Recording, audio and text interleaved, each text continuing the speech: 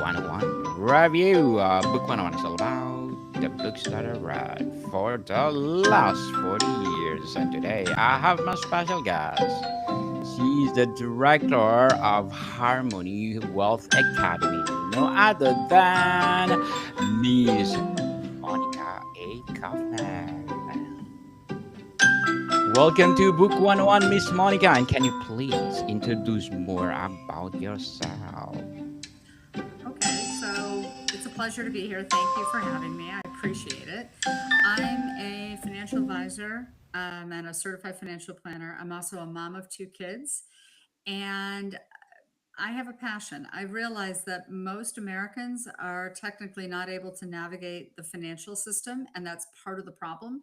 We've also inherited and are acclimated to some patterns that don't serve us well. And I decided I wanted to do something about it. So that's what the Wealth Academy is about. It's designed to support you emotionally as you learn how to rewrite your patterns and go after your financial dreams. It's designed to support you emotionally and give you the education and the coaching you need so that you can build what you want. Miss Monica A. Kaufman, thank you so much for sharing your knowledge to the world. So, what inspired you to become a financial advisor and coach? Okay, so financial advisory, I started off, I did economic research initially, and then I worked with women business owners.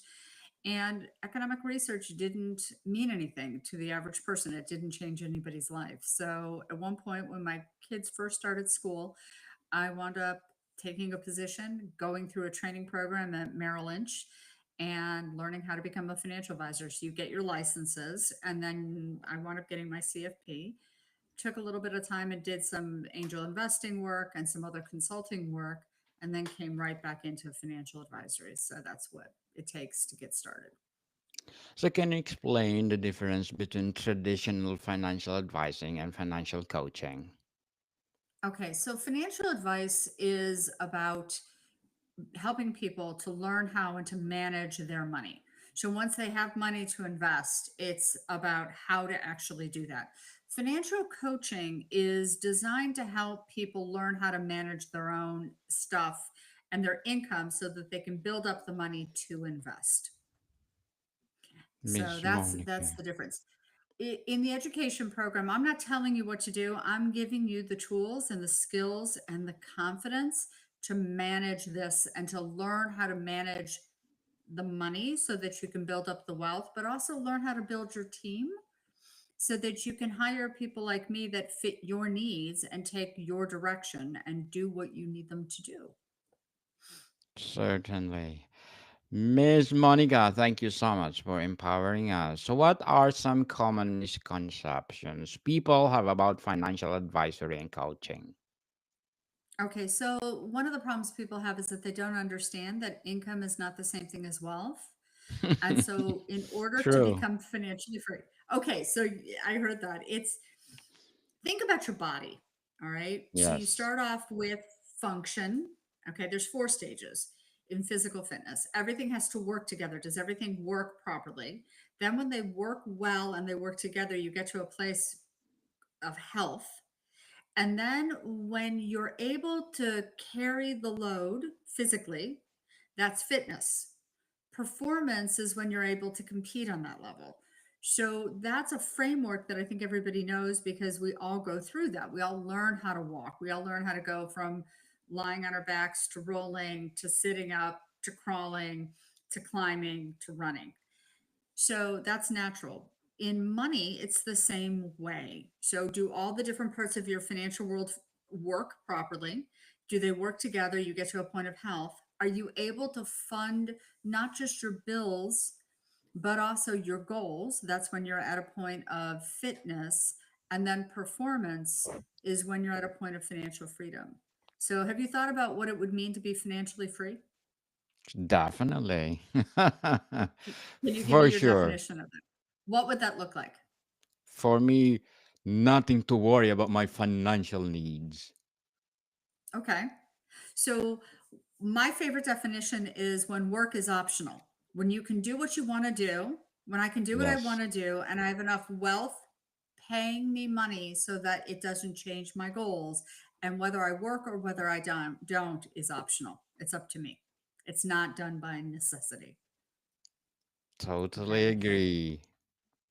So, yeah, so that's the financial independence point. And in order to get there, you have to have wealth that generates income or value paying you whether you work or whether you don't. As I So, part of, yes, go ahead. go ahead. I'm Sorry. sorry. No, no. As Elon Musk, I read, I think the other day said, create more wealth because wealth make you more financially stable. Is that Hmm. correct? Yeah. In If the you have, definition itself. yeah. And the way I look at this is that it's not a mystery, but you don't want to work forever. And so, but you still need to be able to meet your goals. So the more wealth you have, the more you defer gratification, take the money you've earned. And yes, you still need a roof over your head. Yes, you still need to get dressed and eat and take care of yourself. But if you can actually manage the way you spend your money, you can then turn around and invest it. But there's more to it. Part of the thing that I do with clients is we start off with some financial defenses. So we work on the mindset, what money is, what risk is, and then sort of uncovering the emotional lessons and habits that people have acquired around money. While they're doing that, we build defenses. So part of the defense idea is, what's your definition of resilience? Let's put it that way. Well, What is to fib it from the setback. okay? So one of the favorite ways I've heard it described down here has been, you get knocked down 5 times, you get back up six. So, Yes. but resilience is, in my mind, it's not the end of the day. So when you get knocked down, you need to be able to get up faster. What I want people to do is to build those defenses so that happens, so they don't get knocked down. And then as you develop more and more skills, and as your mind shifts to empower you and aligns with your goals, you can develop what we would call anti-fragility, where risk and situations that are difficult and challenging actually give you the opportunity. You have the skills and you have the confidence and you have the wherewithal to be able to take advantage of places where other people are deeply afraid and can't take the chance. So anti-fragility is when the stress makes you stronger. So, Miss Monica, can you recommend a book of what we are talking about? That this same topic. Okay, so the first book that I would recommend, and it really starts with this, is The Millionaire Mind by Stanley. So about 30 years ago, he published a book called The Millionaire Next Door, very famous. Yes. And The Millionaire Next Door was based on his research as an academic into who were the millionaires. And what he found was that they were the ones who made money but didn't spend it. They didn't waste it. And he found a set of patterns for it. And then later he went back and expanded on what was the mindset, the thought pattern, the window on money and life that allowed them to be so financially successful. And that's the millionaire mind. Totally agree. So, Miss Monica, what is the most challenges or challenge your clients face and how to help them overcome it? The big issue is they know that something isn't right. That's why they come to me. They know that there's an issue.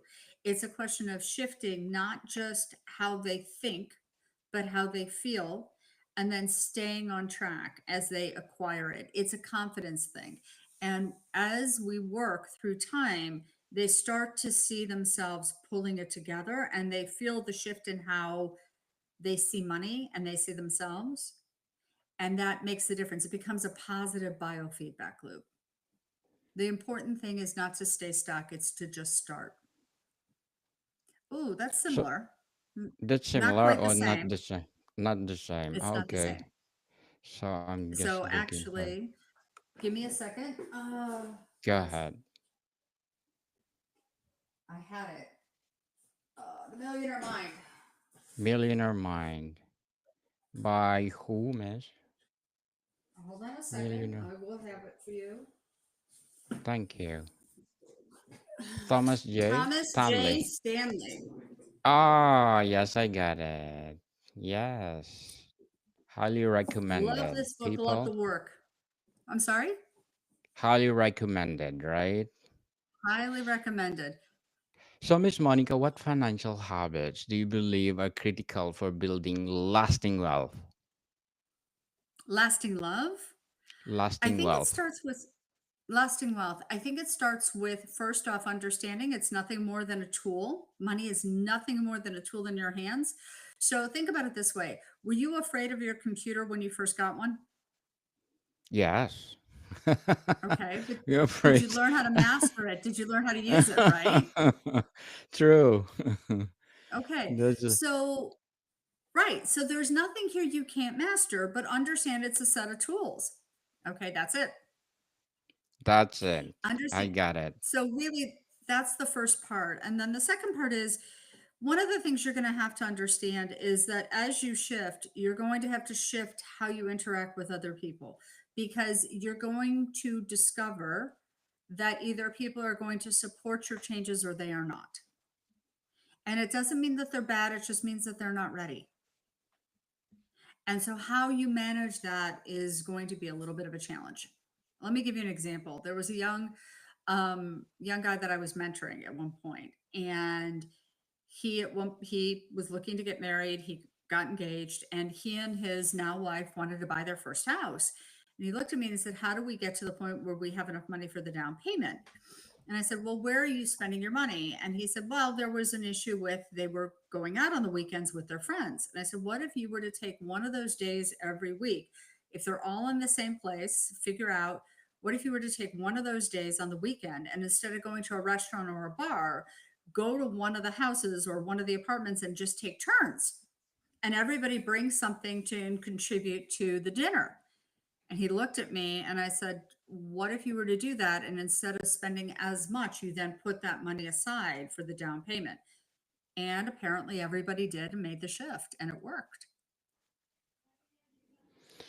So, Miss Monica, what advice would you give to someone who feels stuck in their current financial situation? Okay, so you're not stuck. You are not a plant. You can get up and move. I want you to understand that everybody falls. The question is, how quickly do you get back up again? All right. You can learn. It does not mean that you can't recover. There is nothing here you cannot recover from. While you're alive, there's hope. So just start small. Start small. Like, for example, I had someone many years ago who realized he had an issue. And so every morning, when he first got up in the morning, he checked his credit score and he checked his bank account. And Mm.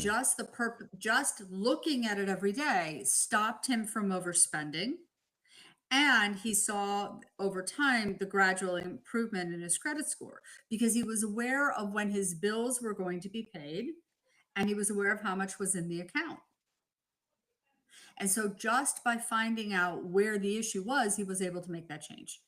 The second thing that I would say to them is that there's, if as long as you're employed and there are benefits offered, use them to the best of your ability. Learn to master those. They're there for you and they can make a huge difference. Certainly. So, how do you stay updated on changing financial trends and advise your clients accordingly? Um, it's a constant day to day commitment. I can't do it all at once. I have to do it on a daily basis and constantly learn. And some of it's fun, like when I have to do CE for a license, which I just had to do, that can actually be fun to do because I get to learn something new. And so it becomes a constant case of improvement. The industry changes, the markets change, the economy changes. And if you don't keep up, you're done.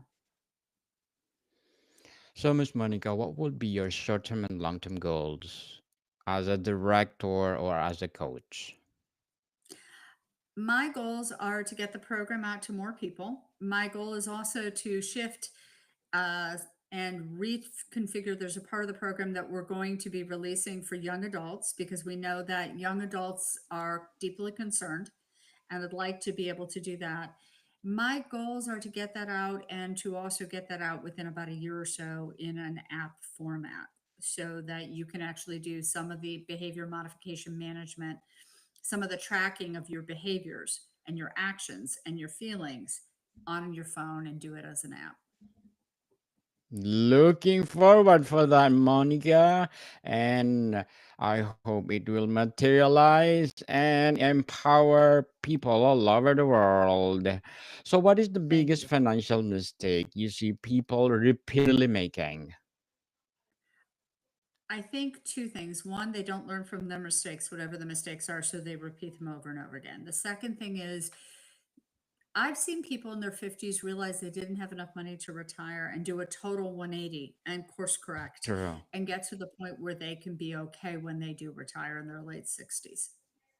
What is tragic is when you see people chronically overspend and then they hit a hard wall when they're in their late 60s or early 70s, and for whatever reason they can't work and there's a money shortfall. So really truly take the time, use it to build, use it to build out your future, the future you want. Just Starting start now. today. Start now. In a real sense, the way I look at it is the only thing in life you truly have are your mistakes because you learn from them. So as long as you Mm, learn, you don't lose. And as long as you don't quit, you don't lose. So you keep playing until you win. true. Try and try until you succeed and don't afraid to fail because those failure, Exactly. yes, give you lesson and you need to learn from this failure. So do you have a particular philosophy or methodology that guides your financial coaching practice? My approach to this is a combination of several different ones. I look at the research and say, okay, this is the difference. These are the commonalities on what the financially successful believe and how they act. I also take a behaviorist approach, pattern after the Beck School of Psychology from University of Pennsylvania. And the best way that I would look at that is that it's behaviorist. It's shifting how you think to shift and reframe how you feel about a situation, and then that shifts how you act. So it gives you the Mm. psychological support to live the changes you need to live. So what's one financial principle or piece of advice you wish everyone understood better? Okay, so in the United States, you have a 70% chance of having what's called the disability event, where through no fault of your own, you're sick or you're injured and you won't be able to work. And that's a fact of life. So the question is, if you are working for someone else because you need the job and they have something called disability insurance, it is extraordinarily affordable usually if it's done correctly, and it usually can replace a significant portion of your income. And let's put it this way, if you're sick, if you're ill, the last thing on earth you need is to worry about money stress. If you've replaced your income on an after tax basis, and you don't have to worry about that. You can focus on getting better. So Yes. if you're still working for someone else, if you still have a job and you need to work and you need the income, the first benefit, especially in the US, I want people to sign up for, if it's available, is long term disability through work. It's usually Yes. very, very, very shockingly affordable.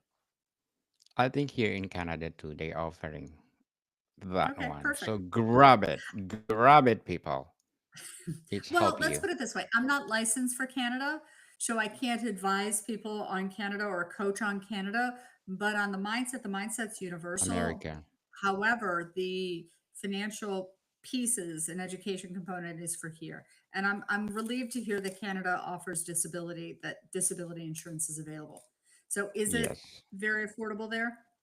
Yes, indeed. So people Perfect. grab Hopefully. it because it help Good. you in the long run. So are there Yeah. certain financial myths or misconceptions that you regularly debunk with your clients? So, one of the things I tell people is an investment is not something you're using, it's something that pays you. So, for example, one of the things that my mother's era grew up with is was that your home is your biggest investment. No, the home is the roof over my head. I'm not using it to make me money. I still need to live somewhere. So that's number one. And that also travels into other things. I've heard people say, well, a purse is an investment. No, it's a lovely purse. Now, there are some people for whom that's part of the uniform of what they need to make money. And I understand that and respect that. But if that's not part of your world, tell me how the purchase actually is an investment. It has to be part of something that pays you. Now, I have no problems with people spending money when they can afford it and they're meeting their goals. That's not the problem. The problem is you have to shift and think about what an investment is and what it isn't. So before we wrap up our discussion today, Miss Monica, I'm inviting you to please do listen to my other podcast, Food 101, in its fifth season, people, fifth season, with Chef Alessandro, one of the specialty chef in one of the five-star hotel in downtown Toronto. Please do listen to our latest episode. We are reading our letter senders all over the world. So please do listen, Food 101, wherever you listen your podcast. So, Miss Monica, for someone considering working with a financial coach or advisor, what qualities should they look for? I would argue that you want somebody who's licensed, but you also, like, as an advisor, but you also want somebody who understands you and is going to take the time to help you figure out where the block is and move forward. Okay. Is this the program? It's like for weight loss. There are a variety of different options for people to investigate with weight loss. You have to find the program that's going to work for you. Or physical fitness. The physical fitness program that's best for you is the one you're going to do responsibly enough times a week to make an impact. Same thing with this. Find the fit. I will say one big warning. People like to go to the financial advisor or the financial coach that they know, like, and trust. However, there's a problem with that, or you're getting a referral for that. You need to deal with somebody who's going to give you the truth and honesty.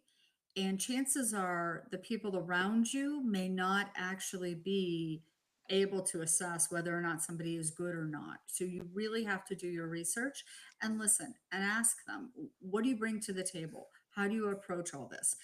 With financial coaching, most of it centers around, most people do only budget, and that's a big issue, but that's not the whole issue. And so they really need to be able to coach you on a lot of other things beyond how you spend your money. Fair enough? Fair enough, Miss Monica. Monica A. Kaufman, thank you so much for sharing your knowledge to the world. And of course, I recommending The Millionaire Mind by Thomas J. Stanley. So can you please invite our listeners to support your projects as well as your academy? Okay. I would love to. I would love to have people come and visit the Academy website, and I appreciate this. Thank you. No worries. So we're looking for the app. Can you tell us more about that thing, Miss Monica?